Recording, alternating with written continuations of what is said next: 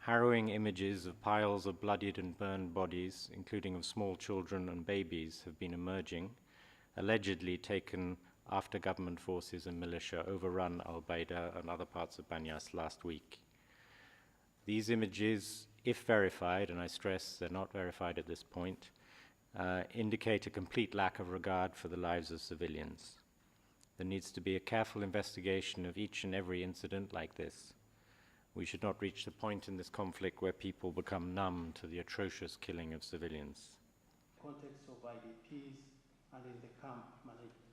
The High Commissioner is renewing her plea that the situation in Syria should be referred to the International Criminal Court, saying she believes that serious human rights violations and other acts amounting to war crimes and/or crimes against humanity have been committed.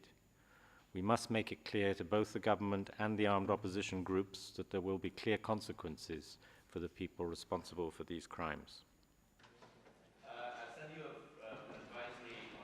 The High Commissioner stresses that violence to life and person, in particular murder of all kinds, mutilation, cruel treatment, and torture, constitute very serious international crimes.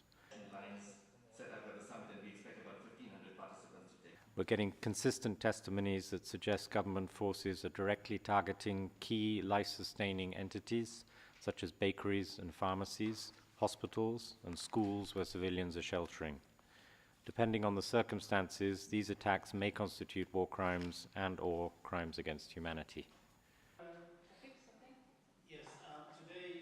The High Commissioner notes the disgraceful disregard for the protection of civilians is not restricted to the government side.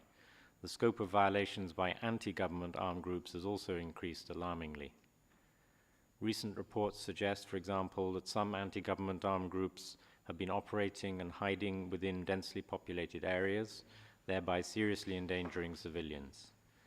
Recent bomb attacks in Damascus have killed and injured dozens of civilians.